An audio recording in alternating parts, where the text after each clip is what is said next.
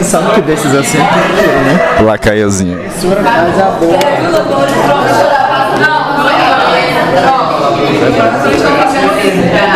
Eles estão fazendo isso assim. Amém. 5 anos foi professor. Não, mas é que não é mentira. Dessa vez é verdade. E eu tenho uma prova para ganhar a prova. Quando a gente bota o nome de Jesus, não é mentira. Acabou. É o nome errado. Justamente. Vai. Jesus fez a nome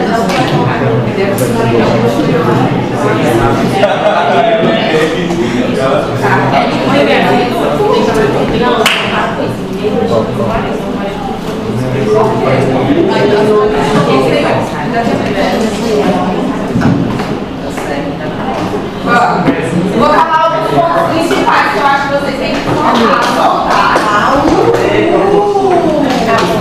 Vou tirar foto de tudo. Ó, o tema principal da nossa prova é lúpus, tá? Então vocês têm que saber bem aqui sobre essa doença, tá bom? E aí, claro que tem 1 milhão de manifestações clínicas, né? Vocês sabem. A gente viu que tem muitos sintomas. Mas eu preciso que vocês tentem, pelo menos, entender o que realmente são as manifestações que a gente conta como critérios, tá? Para realmente pensar nesse diagnóstico. Porque às vezes tem outros sintomas que podem vir, mas que não são específicos para o diagnóstico, não são critérios em si. Por exemplo, fenômeno de Renault. O fenômeno de Renault pode estar presente no paciente com lúpus, mas não é um critério para o diagnóstico, certo? Então, eu preciso que vocês saibam o que faz parte dos critérios. Não precisa saber as pontuações de cada item, mas o que compõe ali os critérios para vocês levantarem essa hipótese, tá? Aí nós vamos dar uma olhadinha nos sintomas dos critérios, né? Mas antes vamos rever aqui a parte dos autoanticorpos, que também é bem importante, tá? Para o diagnóstico do lúpus, segundo os últimos critérios que foram reformulados, o FAM é um exame agora que é aquele critério obrigatório de entrada, tá?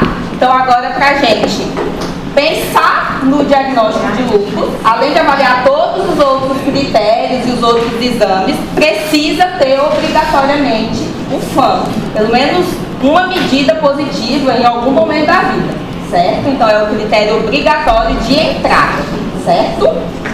O FAM é um exame que é inespecífico, a gente sabe. Ele pode ser positivo em todas as outras doenças autoimunes. Para as outras doenças autoimunes, embora ele possa ser positivo, ele não é obrigatório estar presente. Aqui ele é obrigatório, tá bom? Aqui a gente tem outros 2 anticorpos que são específicos para essa doença, que é o anti-SM. Isso. Dentre os 2, o mais específico é o anti-SM, tá? Embora ele seja encontrado ali em até uma média de 30% das pessoas, né? Ele é pouco sensível, mas ele é altamente específico, certo? O anti-DNA também é bem específico, o anti-DNA dupla hélice. E qual que é a outra importância que ele tem aqui nessa doença, além de ajudar no diagnóstico? O acompanhamento. Tá? Então é o único anticorpo aqui que pode ser dosado durante o segmento. Porque quando a gente está em períodos de atividade de doença, o anti-DNA costuma se manter aí em altos níveis, certo? O que mais que eu vou avaliando no segmento desse paciente? Complemento, tá? C3 e C4, tá? Então, quando a gente tem C3 e C4 persistentemente reduzidos, anti-DNA persistentemente positivo em altos títulos, isso é sinal de doença ativa, principalmente aonde? Renal. O anti-DNA é mais associado com comprometimento renal no lúpus. Quer dizer que porque tem anti-DNA vai ter comprometimento renal, mas é um anticorpo que aumenta o risco de nefrite lúpica, certo? Então, anti-DNA positivo, complemento consumido, tem que avaliar a função renal, tem que solicitar o quê? Como que é o comprometimento renal desse paciente? O que faz a nefrite lúpica? Proteinúria maciça. Faz uma síndrome nefrótica, faz uma glomerulonefrite. Então, sim, vai ter perda de função, pode ter perda de função renal, ok, pode. Mas o principal é o quê? Proteinúria maciça. Vai fazer edema, vai fazer anasaca. Pode alterar a função renal? Pode. E aí vai cair complemento, cai C3, cai C4, com a nefrite ativa. Certo? Entenderam? Tem outros anticorpos aqui, né? Anti-Rho e anti-LA podem ser positivos no lúpus, mas não são específicos dessa doença. Podem ser positivos, mas não são específicos, tanto que não entram nos critérios. Se eu tenho um anti-Rho positivo, qual que é a importância dele? É o único que atravessa a barreira placentária e pode causar o quê? Lúpus neonatal. E a complicação mais grave é o bloqueio cardíaco congênito, certo? Outra coisa, que o anti-Rho está bem associado no lúpus. Sim, ok. Se a pessoa tem lúpus e tem sintomas secos e tem anti-Rho positivo, é muito provável que ela tenha uma síndrome de Sjögren secundária, associada. Ok, mas tem outra coisa que é importante também. Subagudo? Lúpus cutâneo subagudo, tá? Então, das manifestações cutâneas, a gente tem o lúpus cutâneo subagudo. E essas lesões, elas são altamente associadas com a positividade do anticorpo anti-Rho, tá? Então, o anti-Rho é importante no lúpus por conta das manifestações cutâneas subagudas, por conta de atravessar a barreira placentária e poder causar lúpus neonatal, e também pela possibilidade aí de uma síndrome de Sjögren secundária associada, certo? Não é específico, mas tem uma importância aqui nessa doença, certo?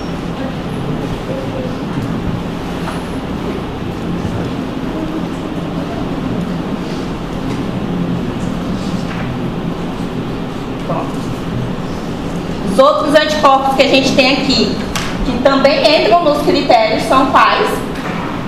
Os anticorpos antifosfolípides.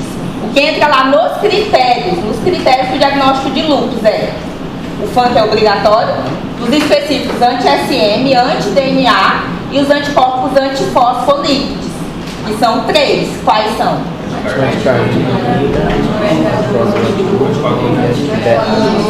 Tá?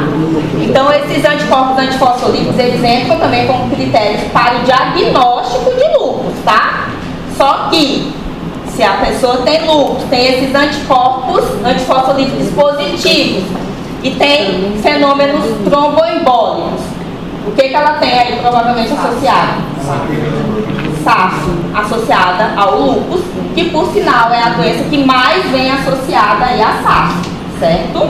Então, esses anticorpos fazem parte dos critérios de lúpus. Não quer dizer que porque tem eles positivos, que tem SAF também. Para ter SAF, além de ter os anticorpos, a pessoa tem que ter as manifestações clínicas, né? Que seriam os fenômenos tromboembólicos ou as manifestações gestacionais com esses anticorpos positivos, certo? Entendido? Outro anticorpo que a gente tem aqui é o anti-P, que é para P de psicose lúpica, tá? Não é específico, não está no critério, mas quando eu tenho o diagnóstico de lúpus e a paciente tem manifestações neuropsiquiátricas, o anticorpo que a gente encontra mais associado é o anti-P, tá? Temos aqui não está nesse quadrinho, né, mas eu coloquei aqui um outro anticorpo que é importante vocês saberem, que é o anti-histona, porque lúpus induzido por drogas, tá? Quais são as 3 principais medicações? Hidralazina.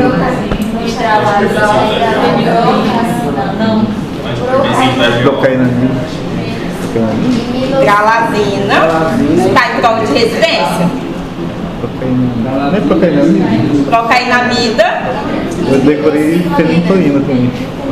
Tem vários. várias, mas eu quero que vocês saibam só as 3 principais, Só a tá? terceira. Opa! Procainamida e hidralazina são as 2 principais, tá? Mas aí tem a depenicilamina também em terceiro lugar. Aqui tem o quadrinho, pra vocês saberem tudo, né? Fenitoína entra, sim, mas as principais é hidralazina, tá? Procainamida e depenicilamina. Não é minoxidilina? Minoxidilina também.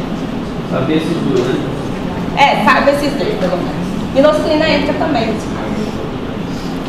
Mas saibam que hidralazina e procainamida, tá? São os mais comuns.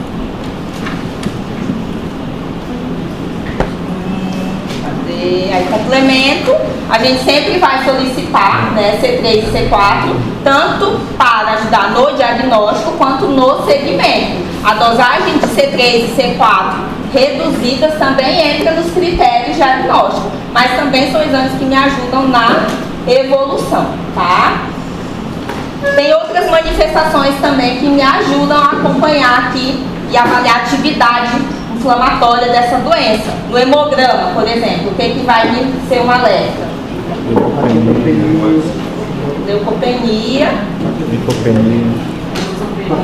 plaquetopenia, anemia, né? O lúpus pode fazer vários tipos de anemia, mas qual é a anemia que entra no critério? Anemia hemolítica autoimune, né? Como que eu vou desconfiar de uma anemia hemolítica? Com bis direto positivo e aumento de reticulócitos. São os 2 principais exames para ver hemólise, né? Anemia hemolítica. E aí tem aqueles que vão me ajudar de forma indireta. LDH, bilirrubinas, né? Também se alteram na presença de hemólise, certo? Na anemia, perdão, os critérios são tubos diretos positivos e o quê? Reticulócitos, a anemia hemolítica, né? Tá.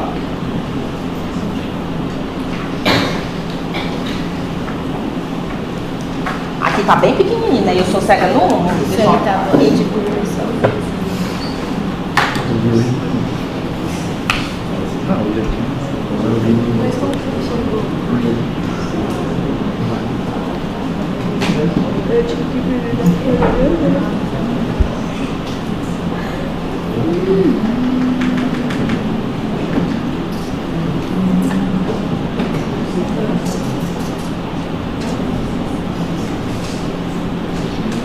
Não tô muita coisa não. Mas vocês têm aí, vocês sabem, tá? Ó, oi? Então, aqui é os critérios, gente. Então, os sintomas principais que são aqueles que nós vamos olhar lá no caso clínico, naquele paciente que a gente vai levantar essa nossa hipótese, né? Então, a maioria das vezes aqui, quem que é comprometido? Mulheres jovens, mulheres em idade fértil, tá? Inclusive, o uso de anticoncepcional que contém estrogênio é um dos fatores de risco, certo? E se a mulher usa anticoncepcional oral combinado, tem que ser suspenso, certo? Então, uma mulher jovem, por exemplo, com manifestações lá diversas, nós vamos levantar a hipótese para lúpus. O que a gente vai contar aqui como manifestações para pensar nesse diagnóstico? O FAM é obrigatório, como a gente sabe, né? E aí a gente entra nas manifestações clínicas e tem as manifestações aqui laboratoriais também, certo? Das manifestações clínicas, febre é um sintoma, tá? Febre termometrada, né? Febre de origem a esclarecer. Entra como manifestação aí constitucional, tá? Das manifestações hematológicas, tá? A gente tem a leucopenia, leucócito tem que ser menor que quanto? Menor que 4.000, tá? Além da leucopenia ser uma critério, durante a evolução, se o paciente também fica apresentando leucopenia persistente, é significado de doença ativa, tá? Porque com tratamento isso tem que melhorar, mas se fica voltando é porque está em atividade. Então, leucopenia, trombocitopenia menor que quanto? 950, né? E a anemia hemolítica, tá bom? Que, como nós falamos, é uma anemia na presença de cumes direto positivo e reticulócitos, né? Pode ter trombocitopenia, professor? Pode, mas não entra como critério. A pancitopenia geralmente pode acontecer como complicação do tratamento pelos imunossupressores ou quando às vezes o paciente complica com síndrome hemofagocítica, tá? Mas não entra como critério, mas pode acontecer. Certo? Das manifestações neuropsiquiátricas, né? O que a gente tem que pensar? Delírio, tá? Convulsão e psicose, da psicose lúpica, certo? Das manifestações mucocutâneas, a gente viu que tem um monte de lesão cutânea que o lúpus causa, mas não é aquele montaral de lesão que entra como critério, né? O que entra aqui como critério? Alopécia, tá? Que é aquela queda de cabelo. Alopécia não cicatricial, tá bom? O lúpus cutâneo agudo. Qual que é a principal manifestação do lúpus cutâneo agudo? Rache malar em asas de borboleta, né? Não é obrigatório ter esse rache, gente, tá? Ele pode estar presente, né? E o lúpus discoide e o subagudo. O discoide, que é aquela manifestação crônica, né? Vou mostrar a lesãozinha para vocês. Ó, como é que é o lúpus discoide? Ele faz essas placas de escamas que estão bem aderidas, principalmente do couro cabeludo, face, pavilhão auricular, tá? Tronco, certo? E depois, quando vai regredindo, fica essa cicatriz aqui hipocrônica, tá? O rache malar, ele está presente geralmente em períodos de atividade de doença, que é uma manifestação do lúpus cutâneo agudo. Depois que a gente controla, o rache some sem deixar cicatrizes, certo? Lembra que eu falei para vocês, né? Qual que é a diferença de rache malar para rosácea? Se for o bulbo nasolabial. Tá?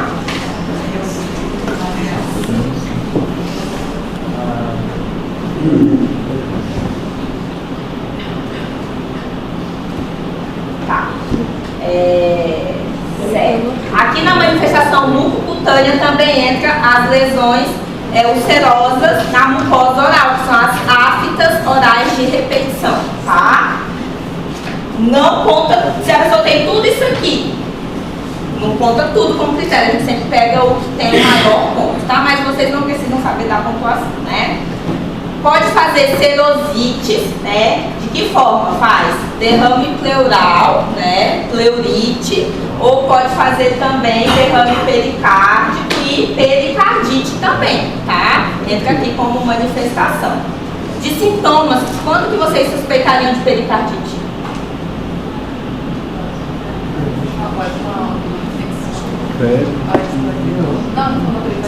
Não, da pericardite. Não, sim, normal. Pericardite. O que a pericardite faz com sintomas?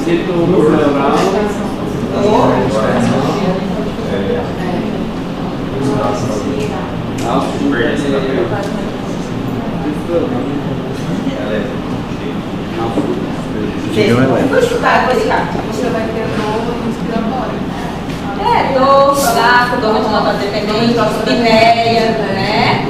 E no exame, aí já quero demais, né? Atrito pericárdico, né? Atrito pericárdico na ausculta, né? E no eletro, supra de ST, todas as derivações, é diagnóstico diferencial de IAM com supra. Paciente com pericardite aguda chega na urgência e emergência para vocês. Vocês vão pegar um eletro, a pessoa com dor torácica, vocês fazem um eletro, tudo suprado, vocês vão pensar que a pessoa está tendo um infarto. Mas tem que pensar no diagnóstico diferencial, pericardite aguda, isso mesmo. Tá bem? Certo? O que mais? Músculo esquelético, né? Que são o envolvimento articular, fazendo aí poliartralgia, artrites, né? Qual que é o comprometimento articular típico do lúpus? O que ele faz de diferente? Isso, a artropatia de Charcot, tá? Que é como se deformasse, mas na verdade não está destruído a articulação, é por frouxidão ligamentar. As deformidades, elas são reversíveis no exame físico, tá? Comprometimento renal, que a gente vai pensar na nefrite lúpica quando a gente tiver presença de proteinúria. proteinúria acima de 0,5 gramas, que são 500 miligramas em 24 horas, já temos que ficar atento. Ou um paciente que fez biópsia renal, e na biópsia a gente já tem ali a característica mesmo da nefrite lúpica, tá? E aí, das manifestações imunológicas, é aquilo que nós já falamos. O que entra? Anticorpos antifosfolípides, né? Anticardiolipina ou antibeta-2 e ou anticoagulante lúpico, né? Dosagem do complemento C3 e C4 reduzidos e os outros dois específicos para lúpus, que é o anti-SM ou anti-DNA, certo? Aqui a gente falou o principal de lúpus. Tratamento. É louco mesmo. Oi? O tratamento, o que eu quero que vocês saibam? As coisas, medidas mais gerais, tá? Então, eu falei pra vocês que para todo mundo que recebe o diagnóstico de lúpus, tá? Dependendo das manifestações ali, a gente vai precisar usar corticoterapia com prednisona, ou em doses mais baixas, ou doses mais ou menos altas, depende do que está acontecendo, né? E de medicação, aquela que é para todo mundo é hidroxicloroquina. Se a pessoa não tem uma contraindicação, todo mundo tem que usar hidroxicloroquina, tá? E aí todas aquelas orientações gerais, né? Que são as medidas gerais, proteção solar, mulher, se está na idade fértil, a gente tem que orientar contra o risco gestacional. Se usar anticoncepcional oral combinado, a gente tem que encaminhar para a ginecologista para um outro método, né? Um DIU ou um anticoncepcional só com progesterona, tá bom? Então eu quero que vocês saibam mais essas medidas gerais mesmo. Professora, a corticoterapia com prednisona não é para todo mundo? Não, depende da manifestação. Se for só manifestação cutânea, por exemplo, às vezes não vai precisar de corticoide oral, vai ser tópico, né? Agora, se está fazendo artrite pelo lúpus, no começo, a gente vai precisar de corticoide, aí é dose mais baixinha porque é articular. Agora, se é nefrite, é grave, é dose alta, é pulsoterapia. Mas aí é constante. Não, nunca o corticoide fica para sempre, nunca. Nem nossos baixos. Nunca. Oi? Só para induzir a remissão. Só para induzir a remissão. Mas eu digo assim, você deu o curso de corticoide, depois você não reduz, deixa mantém doses baixas, não? Não. Se a gente fez dose alta em dose de pulso, por exemplo, aí eu mantenho ali dose alta por uns dias e depois vou iniciando um desmame gradual. Mas a intenção de todos esses pacientes é chegar no ponto da gente suspender o corticoide, porque o corticoide não é medicação de tratamento específico, ele ajuda a induzir a remissão, ele ajuda a segurar a doença até as medicações imunossupressoras começarem a fazer efeito e segurarem ali a doença. Vai ficar hidroxicloroquina. Da básica as outras a gente não precisa você saber, né? Certo? Aproveitando que a gente já está aqui dentro de lúpus, vamos revisar um pouquinho sobre SARS, tá? Que é a síndrome do anticorpo antifosfolípico. Vou abrir aqui pra gente ver, que aí tem umas coisinhas aqui, tá bem juntinho de lúpus mesmo.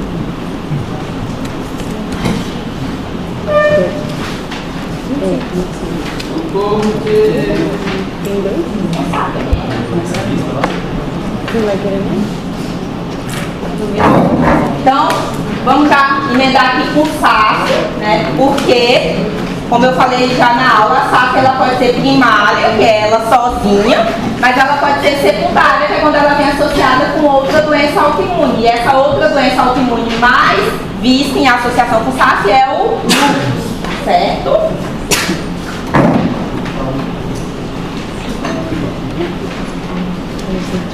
Das manifestações, o que SAF faz, né? É um tipo de trombofilia, um tipo de trombofilia autoimune.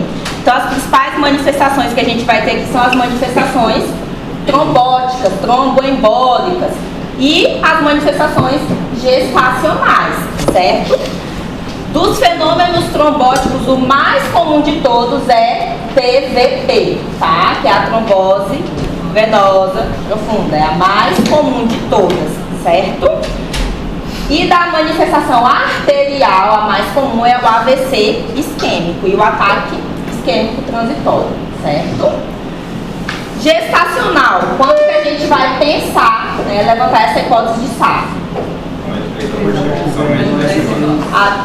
Abortos repetitivos, né, entra aqui como critérios 3 consecutivos com idade gestacional menor que 10 semanas, ou depois de 10 semanas, que já está mais formadinho, se tiver pelo menos um, e problemas durante a gestação em si, insuficiência placentária, pré-eclâmpsia, parto prematuro, certo? Tudo isso aqui entra como manifestações gestacionais.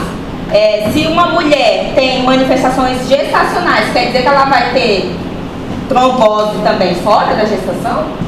Não, tá? Porque na maioria das vezes não é mesmo. Quando a mulher tem esses problemas gestacionais, fica ali só realmente SAF gestacional, tá bom? Então a base do tratamento da SAF gestacional é durante a gestação. Depois da gestação, não precisa, né? E como que a gente faz o tratamento aqui? Se é uma trombofilia? Anticoagulação, certo? Com o quê? Heparina durante a gestação. Você vai usar heparina durante a vida toda? Não. Marevan, tá? O anticoagulante que a gente utiliza no tratamento da SAF, o único que tem evidência científica até o momento é anticoagulação com a varfarina, que é o Marevan, certo? Não se pode usar Marevan durante a gestação. Por isso que durante a gestação a gente usa o clexane, que é a enoxaparina de baixo peso molecular, tá? Por isso, mas se a pessoa tem SAF, não é gestacional, ela vai ter que ser mantida em anticoagulação para o resto da vida com Marevan, que é a mesma coisa que varfarina, certo? Os outros anticoagulantes não têm evidência, tá? E aí a questão do Marevan é que a gente sempre tem que ir controlando ali o TAP, o INR, tá? Para manter ali a pessoa anticoagulada, um padrão entre INR entre 2 e 3, mais ou menos, tá? De maneira geral, né? Tem algumas diferençazinhas, mas de forma geral é isso, tá? AS também podemos aqui deixar associado, hidroxicloroquina também, tá? Principalmente se a pessoa com SAF faz muita plaquetopenia associada, que é uma outra manifestação não trombótica da SAF, certo? O que é a SAF catastrófica? Quando tem mais de 3 sítios comprometidos ao mesmo tempo, certo? Aqui, além de ter essas manifestações trombóticas ou gestacionais, a gente tem que ter a presença dos anticorpos antifosfolípidos positivos. Só que a gente tem que confirmar essa positividade com um intervalo de 12 semanas, certo? Digamos que vocês recebam um paciente lá, chega lá na urgência, tá? Um jovem, né? 40 anos, digamos, que chega com manifestações características ali, você levanta a hipótese de um AVC isquêmico, tá? Não tem nenhum outro fator de risco. Na história prévia já teve um episódio de trombose venosa profunda, já é um alerta, né? Do nada, um AVC.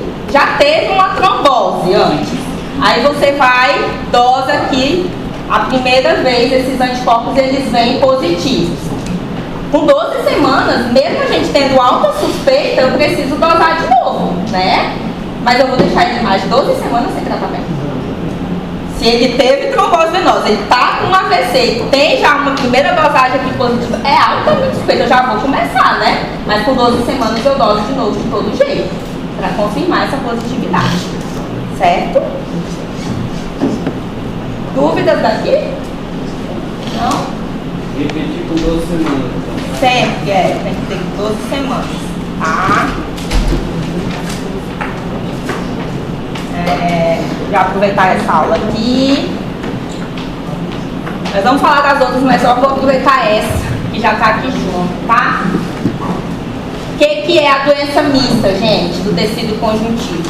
Quais são as 3 doenças que englobam essa doença aqui? Isso. Então, o paciente vai ter sintomas misturados dessas 3 doenças, né? E, junto disso, a gente tem que ter obrigatoriamente a presença do anti-RNP em altos títulos, na ausência de outros anticorpos específicos, certo?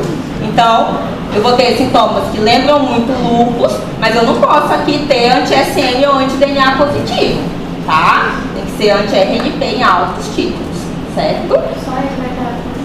Não, dos específicos, tá? Aqui entra sintomas de lúpus, das miopatias e da esclera, tá? Eu não falei que aqui entra sintomas de Sjögren, por exemplo. Então a pessoa pode ter um anti-RNP positivo em alto estilo e ter um anti-RO. O anti-RO não é específico de lúpus, nem de miopatia, nem de esclera. Oi. Não obrigatório é anti-RNA, RNP. RNP com anti-DNA Não, anti-DNA não. negativo? Não. Aqui você vai ter um paciente que vai ter sintomas de 3 doenças: lúpus, miopatia autoimune e a esclerose sistêmica, tá? Junto desses sintomas, a gente tem que ter obrigatoriamente o anti-RNP positivo em altos títulos. Mas esse anti-RNP tem que ser positivo com os outros anticorpos específicos dessas doenças negativos. Então eu não posso ter anti-RNP e ter anti-DNA para me dizer que é doença mista, porque se eu tiver anti-DNA e anti-RNP é lúpus, não é doença mista, porque tem o anti-DNA positivo que é um anticorpo específico de lúpus aqui também, entendeu? Entendi. Resumo, para fechar o diagnóstico é só esse anti-RNP e os outros negativos. Os outros específicos e as manifestações clínicas, né? Que são essas, tá? Sintomas comuns, o mais característico é o fenômeno de Raynaud, tá? E esse edema difuso das mãos, tá? Então faz esse edema aqui, ó. Difuso, diferente. Vai ganhar uma dessa pra gente achar? Pra gente o quê? Ficar na prova? Não sei. Certo? Bem fácil. O que mais mata aqui na doença mista? A principal causa de óbito aqui, ó, é hipertensão pulmonar, tá? É a principal causa de óbito aqui. Certo?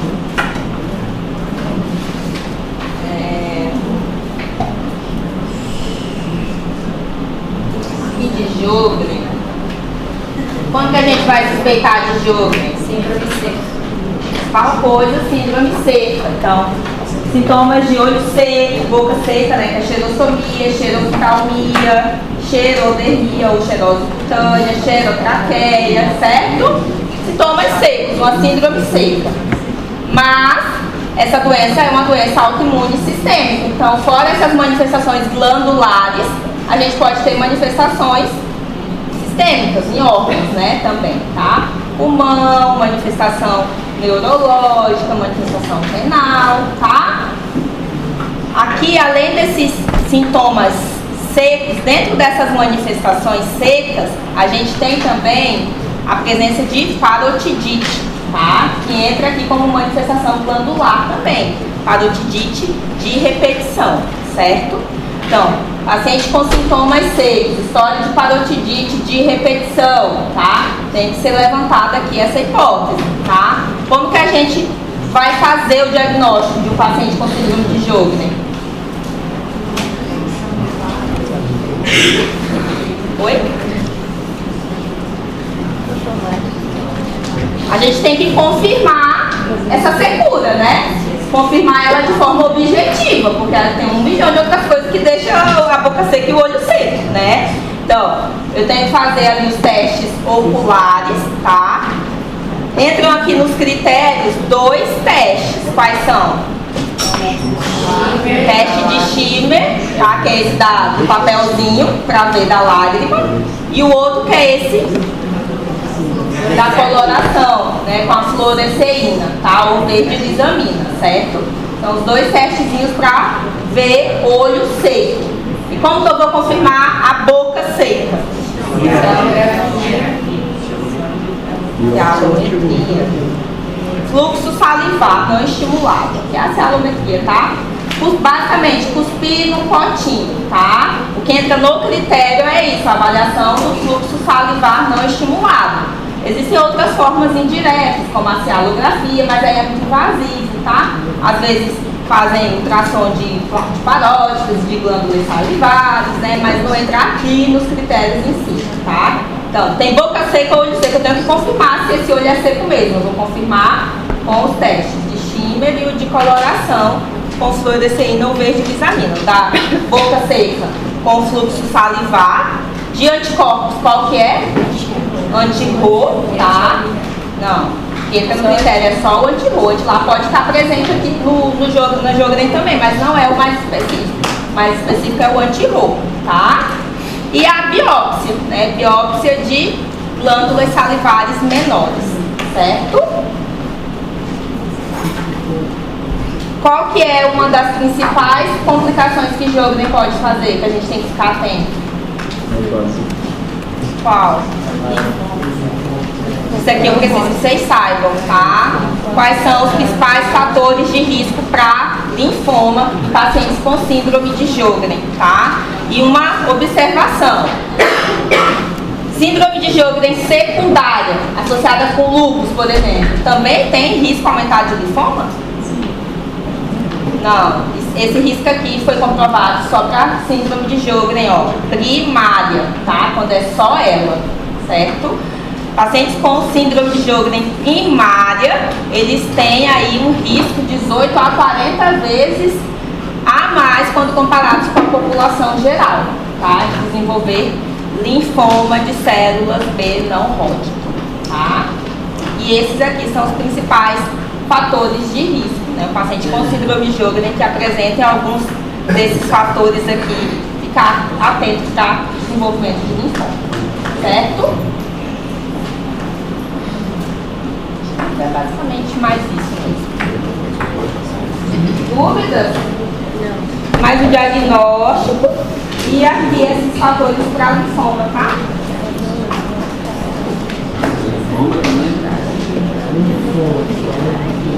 Galera, professor. Gente, eu tô vendo muito legal. Eu nunca fiz isso aqui que eu tô fazendo. Não, tá?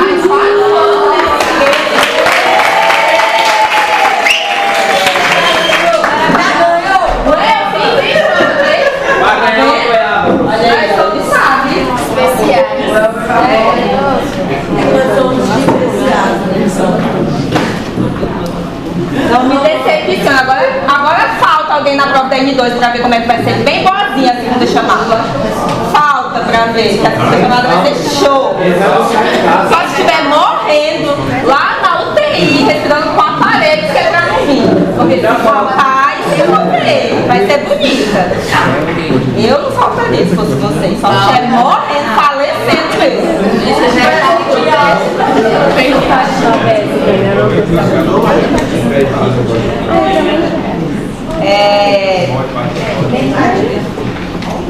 deixa eu ver. Aqui esclerose. Tem, tá? O que a gente precisa saber daqui? Então, de esclerose sistêmica a gente tem dois tipos. Quais são? Cutânea limitada e cutânea difusa. Qual que é a diferença? Na cutânea limitada, como que é o comprometimento cutâneo? É limitado? Principalmente rímel, já limitada. Só nos extremidades de face. Isso, é extremidade. Isso. Então, a forma cutânea limitada é cutânea limitada porque o comprometimento cutâneo ele é limitado às partes distais, às extremidades e à face, tá? Então, do antebraço para cá, mais mãos, né, do joelho para baixo e face, tá? E na forma cutânea limitada a gente tem o anticorpo anticentrómero positivo, tá? E qual é a principal complicação?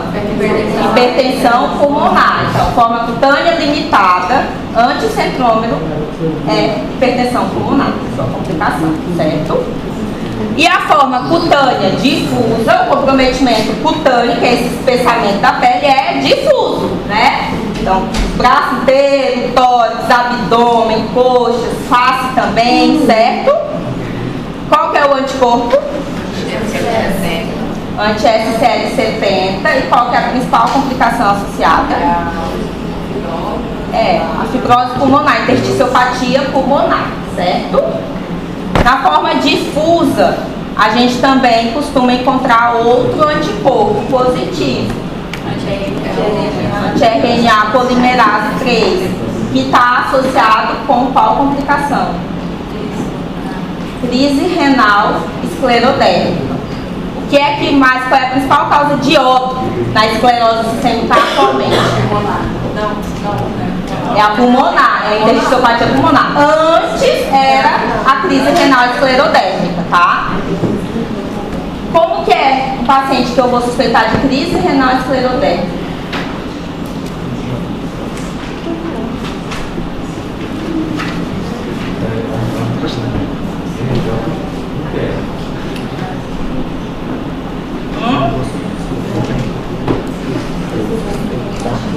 Paciente, tá? Vai ter características de esclerose. Tem esclerose sistêmica, geralmente é a forma cutânea difusa, então especialmente cutâneo difuso, pode ter fenômeno de Renault.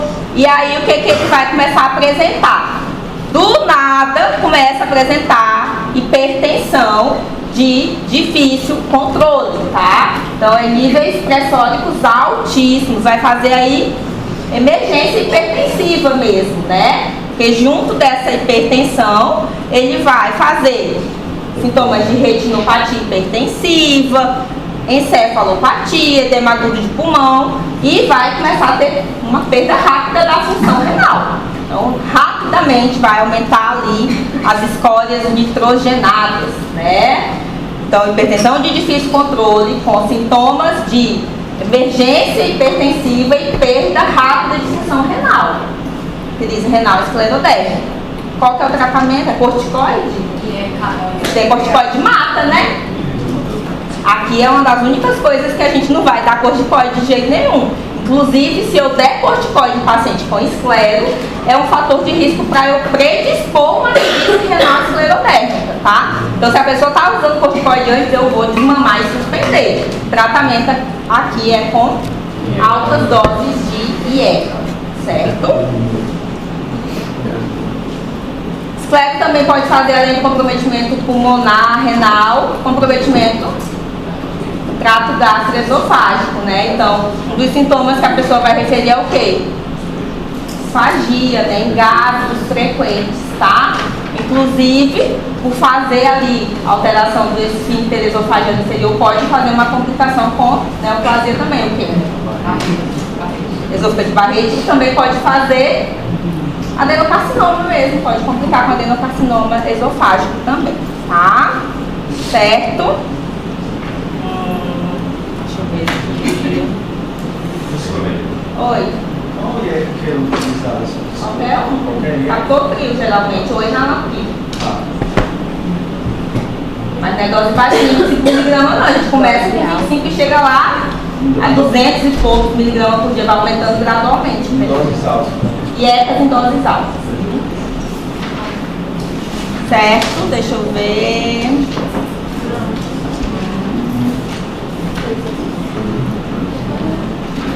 Acho que é isso. Daqui.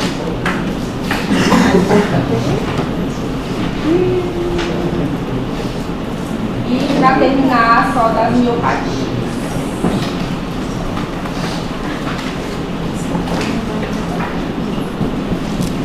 Olha aí, a gente fez as aulas tudo em uma hora. Não precisava ter vindo da aula. Então, das miopatias, gente. Deixa eu ver aqui. Tá. Aqui a gente tem principalmente a dermatomiosite e a polimiosite. A grande diferença entre as duas é o comprometimento cutâneo na dermatomiosite, né? O comprometimento muscular aqui é o mesmo. Como que é? Que eu vou suspeitar. Isso. Então é fraqueza muscular, né? Simétrica e principalmente de cintura escapular e cintura pélvica. Então é fraqueza simétrica e proximal, certo? Na dermatomiosite, além do comprometimento muscular, da miopatia, a gente tem aí as lesões cutâneas também. Quais são as duas mais características?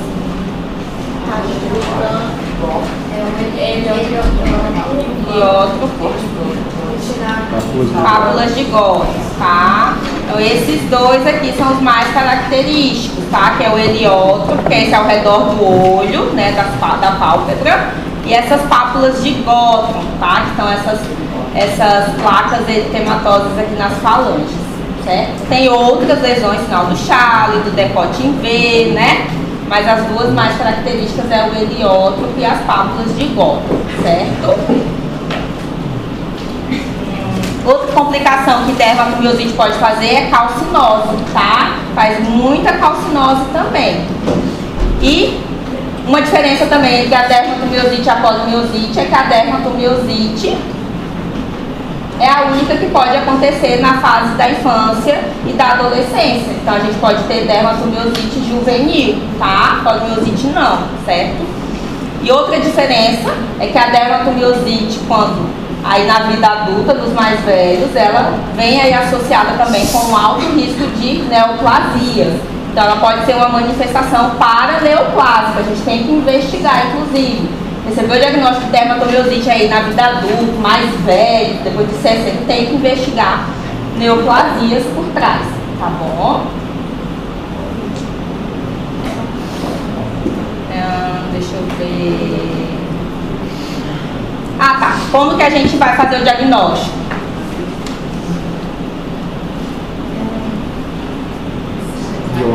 A pessoa está fazendo uma miopatia, uma miosite. Então eu tenho que comprovar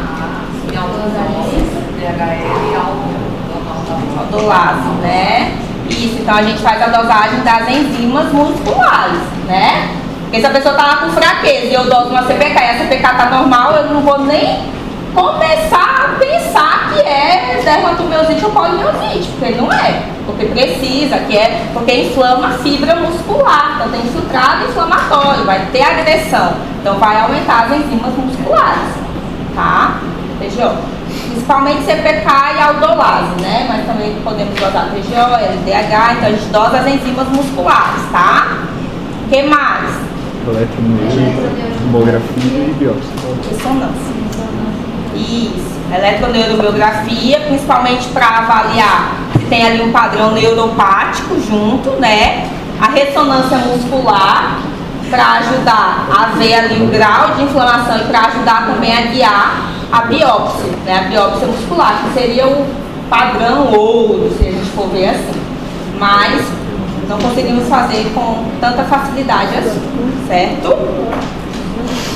Professor, então no caso ali a gente dosa, já que é difícil de dosa muscular, a gente dosa o CPK, as enzimas musculares mesmo, as enzimas para dar diagnóstico. Isso, então, o diagnóstico vai ser como? Manifestações clínicas características, né? Fraqueza muscular proximal e simétrica, de início insidioso, né? Com aumento de enzimas musculares, e aí a gente solicita pelo menos uma eletroneuro ou uma ressonância muscular. Se possível, biópsia, né? Seria o ideal, mas não é tão fácil conseguir, tá? Certo? Os anticorpos aqui, tem alguns anticorpos, né? Mas dessa aula que eu falei, que eu queria que vocês soubessem de um só. Porque ele está associado aqui. Síndrome antissintetase, que é o quê? Mas ele é como critério diagnóstico? Não, é como se fosse uma manifestação à parte dentro das miopatias. Então, essa síndrome antissintetase é o quê? Um paciente que tem miopatia, ou polimiosite, ou dermatomiosite, que começa a apresentar também artrite, fenômeno de Renault e dispneia com comprometimento pulmonar intersticial e aquelas alterações nas mãos, que a gente chama de mãos de mecânico, né? Aí com anti-G1 positivo, síndrome antissintetase, certo? E por último dessa aula aqui tem a miosite por corpúsculo de inclusão. Qual que é a diferença dessa para essas demais miopatias? Atinge mais homens, geralmente com início depois dos 50 anos de idade. Então, homens ali mais velhos, tá? E comprometimento muscular aqui, ele é proximal aqui das pernas, mas nos membros superiores ele é distal, tá? Então compromete muito aqui essa musculatura das mãos, né, dos dedos, tá? E ele não é simétrico, é assimétrico, tá? E o grau de miopatia aqui não é tão intenso igual o da dermatomiosite e o da polimiosite. Ou seja, os níveis das enzimas musculares eles não ficam tão altos igual o que a gente pode encontrar lá nas outras miopatias. Aqui é uma alteração mais discreta, certo? E é isso. Acabou a revisão. Dúvidas?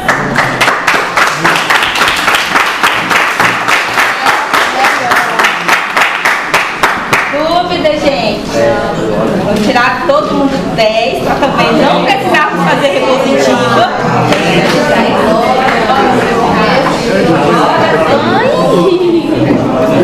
Tô malhando muito, né? Eu sei que você quer me doer. Espera, deixa ele ver minha mensagem. Ó, só que aí você vai comer.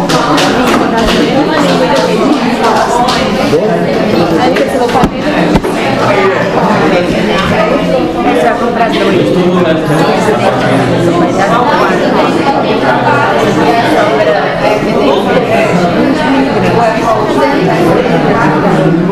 Vai levar lá pra... Ou é 70, né? Mas você Precisa ter uns 3, porque eles deram um ou outro, né? Sexta,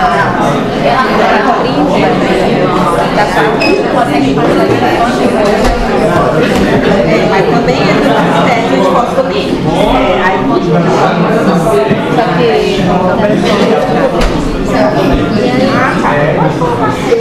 faz vai ficar. Eu faço 4 gramas. E aí, vamos comer? Vamos. Pra fazer trabalhinho, tá? Não, acabou. Só que me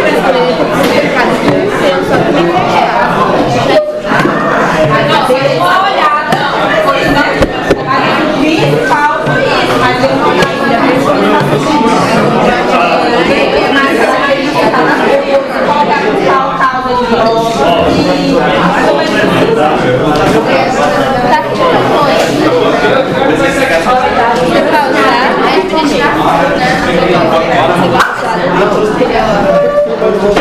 Posso pegar? Pegar mesmo?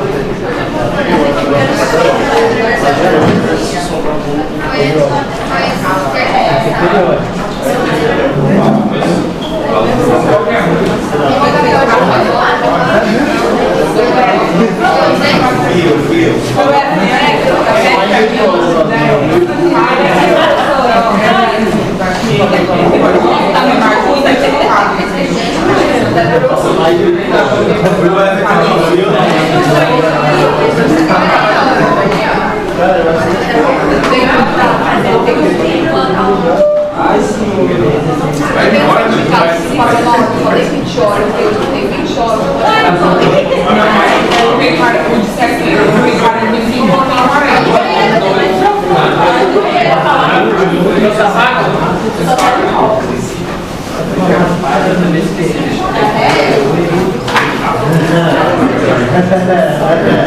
Achei que você ia passar de viagem, né?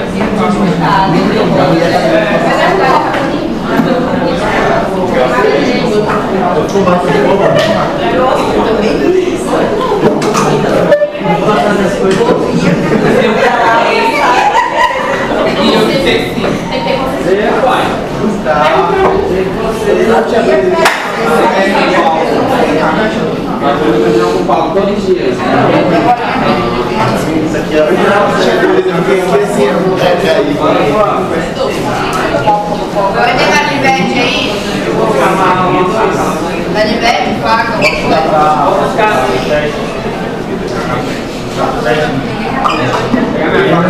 aí, bebê? Só na paz? Até os 6 anos. Professora, já vai me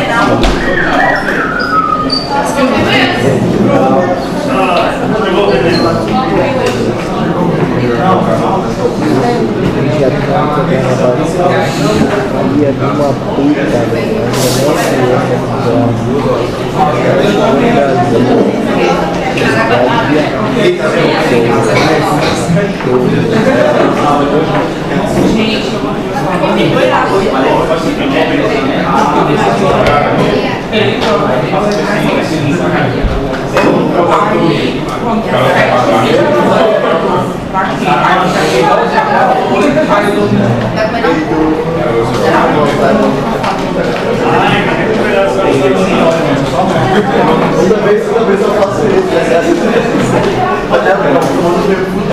Eu te mandei um também. Tipo, eu venho assim. 2 meses eu venho. Eu faço isso.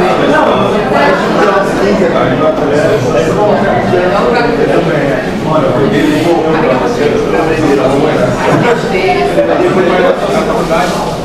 tá entendendo, né?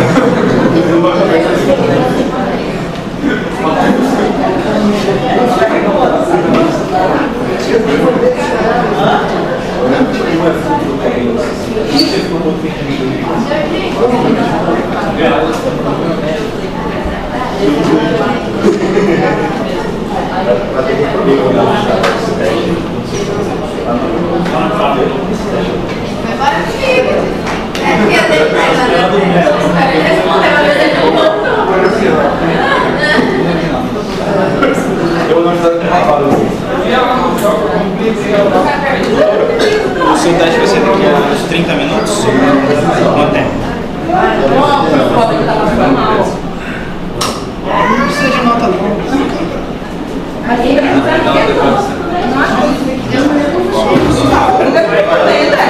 Não, vamos fazer logo 15 minutos, fácil.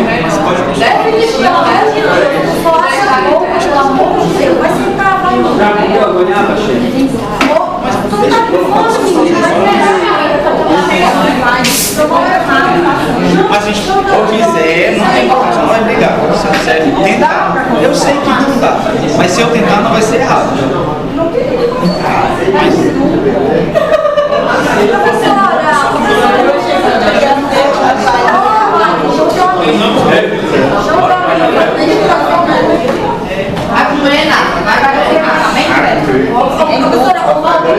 Essas meninas aqui sempre ficam...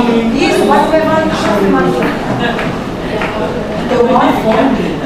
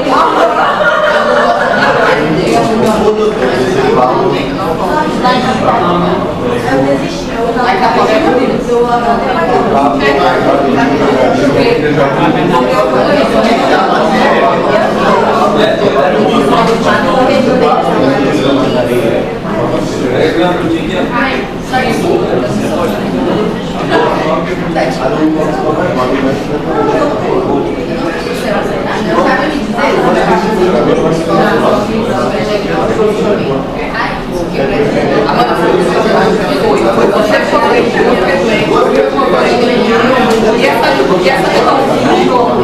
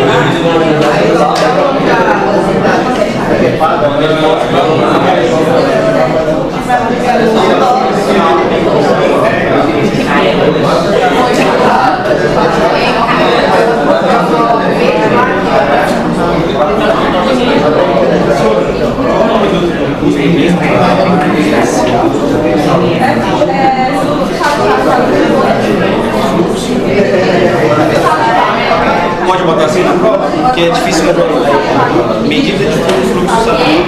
Aí tem que botar os valores, não, só se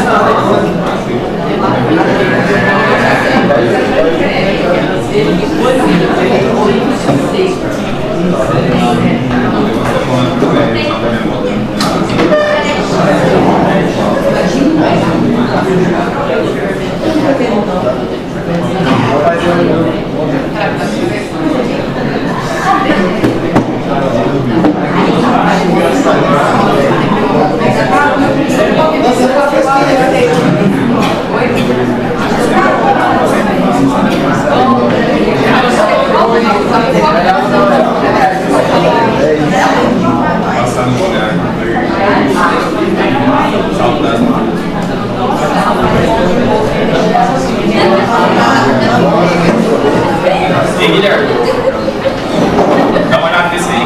Vou olhar aqui.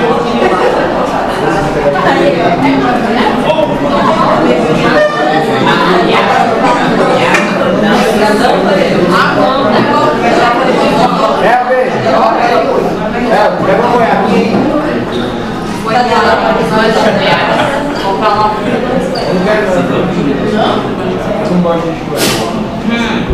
E aí? Aqui.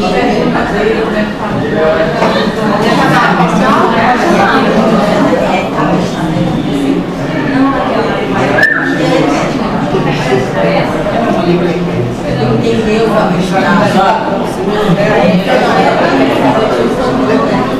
Aí eu comecei a chorar. Bora, professor, começar. Chama o professor para fazer.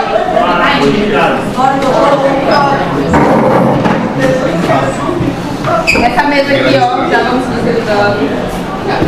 Ô, professor, somos todos um só. Grupo de 3 ou 4? 4. 3 ou 4. Nossa, se fosse 3 pessoas. Se fosse 3 ninguém. 4 de 4. Vai dar. 4 ou 5? Vai, 7. Mas essa mesa aqui, ó, vamos separar. Vamos ver se essa mesa aqui. Mano, se organizar e vai tirar.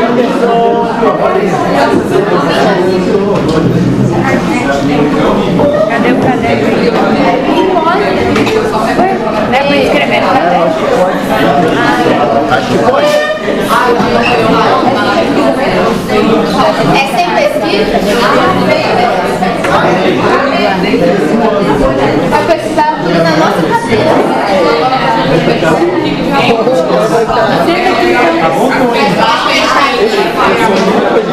Vocês vão pegar uma folha por grupo. E aí vocês vão numerar de 1 a 5. Coloca o nome de vocês em cima primeiro. É sem pesquisa, tá vendo? Sem pesquisa. Outra opção. Ninguém tem uma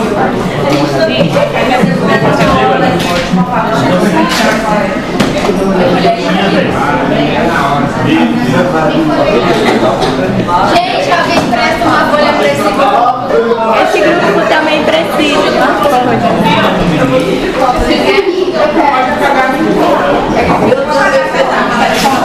mais um pra cá. Gente, isso aqui não é um grupo, não. Isso aqui é uma pessoa. Separa. Isso aqui é grudado no chão. Não muda pra essa vez. Separado.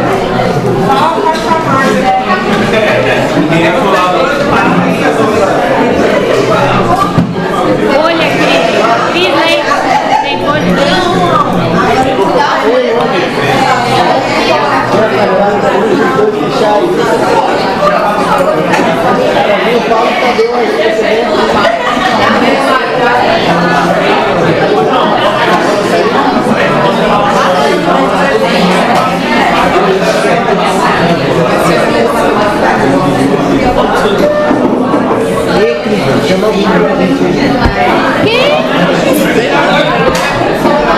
Uma folha.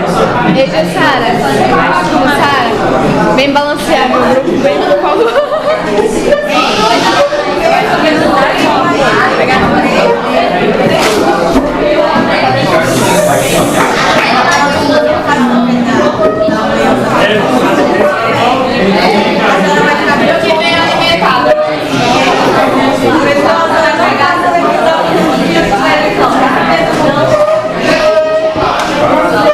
Aí, você já vai ter filmado.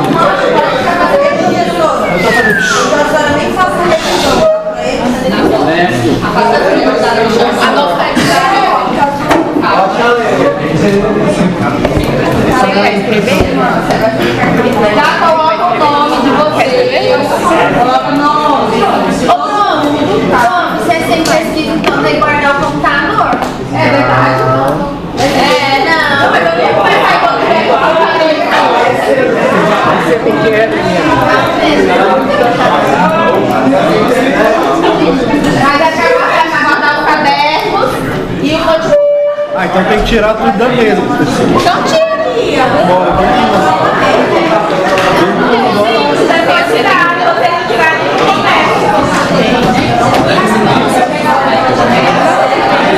Meu Deus.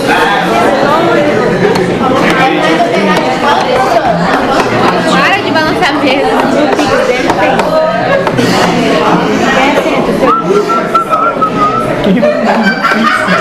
Eu já tenho seu pix, sabe?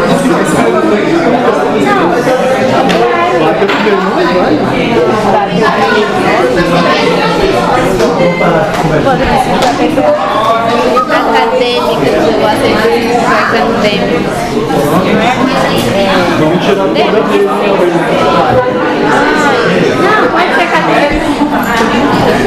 Nossa, apareceu um tio. Ai, chapéuzinho.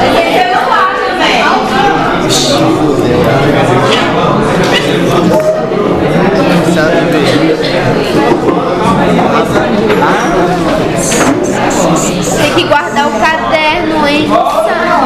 Tô brincando.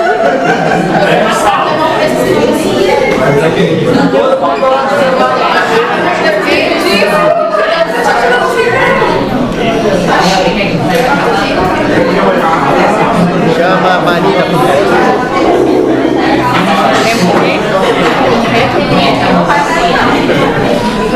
Tem só uma colega para o banheiro, tá?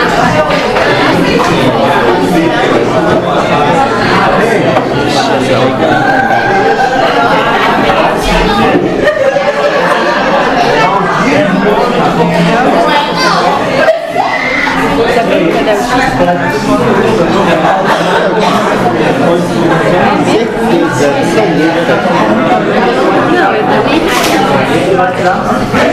Você sabe da cara? Ela usa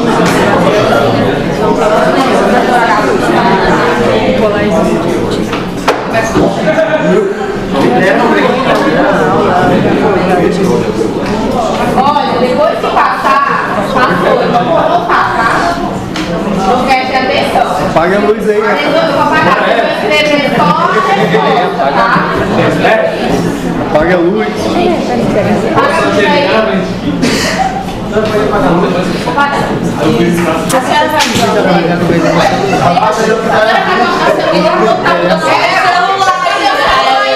Vixe, Gabriel, na mesa, você falou na mesa?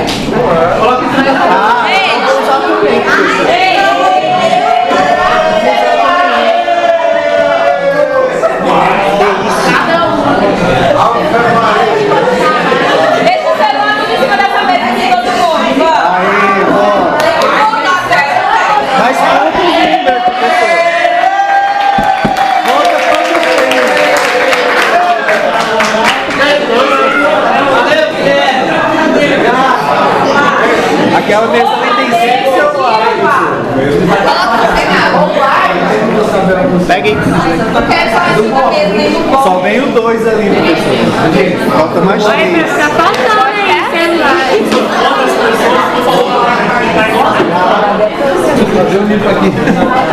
Esse foi o 5. Tá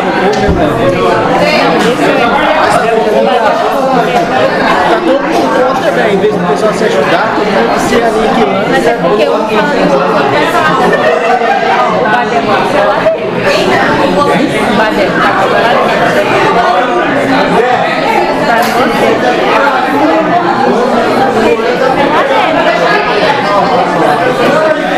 Aqui, ó, professor, ainda tá aí, ó.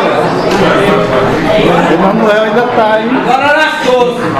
Bora, Emanuel.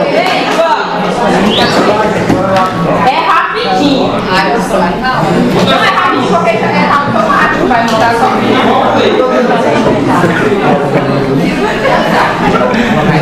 Já? Bora. Professor, não vai nem pra tirar foto. Vou levar pra... colégio da... Gente boa, né? Uma coisa assim. Ajuda, cara.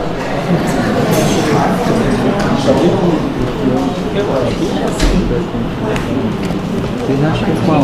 Não, mas... Mudou? Que isso, senhor? Muito rápido. E finja.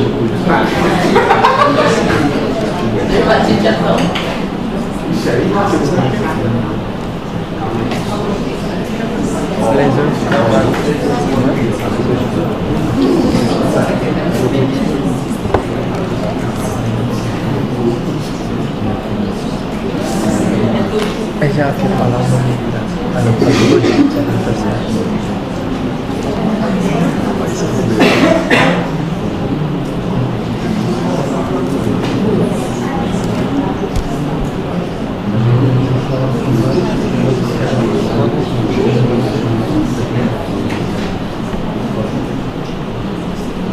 Vamos comer.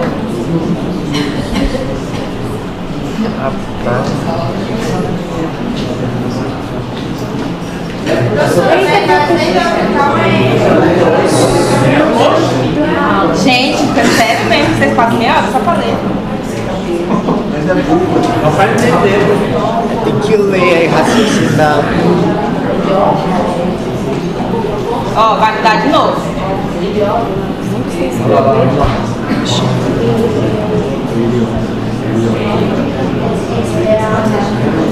A lesão e a patologia.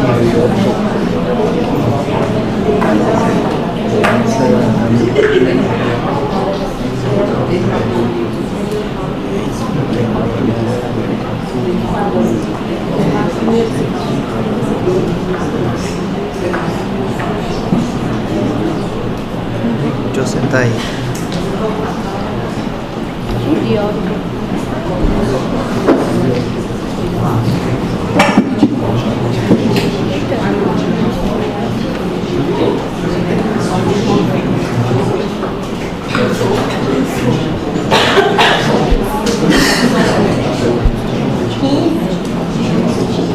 Quase um e-mail, então, professora? 2,5. E essas questões aqui estão dadas depois da minha revisão. Ó, mudou?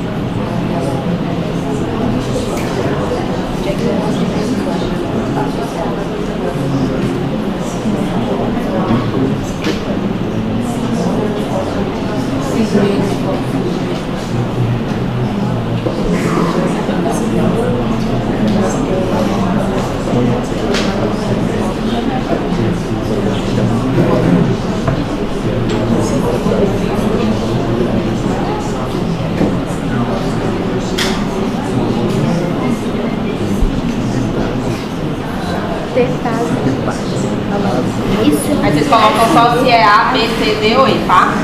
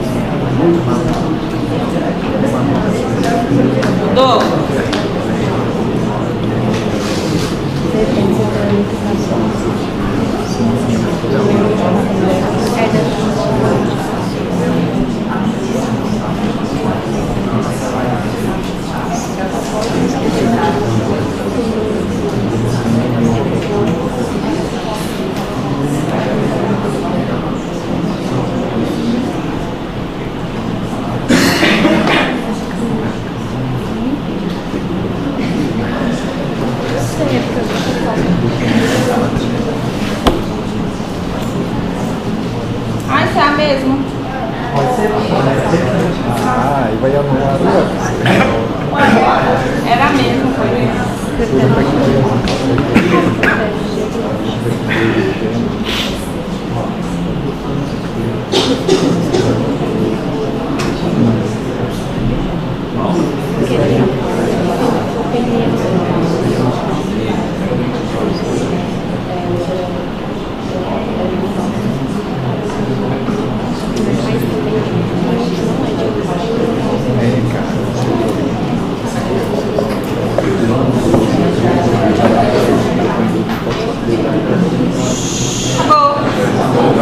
Vai ficar uma anulada, aí eu redivido, tá? Vamos, entrega.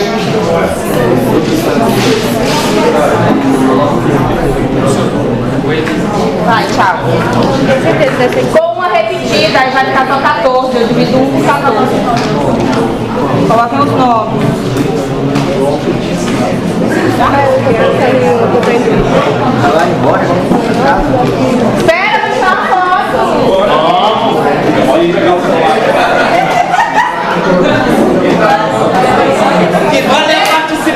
gente, todo mundo tá garantido, graças a Deus.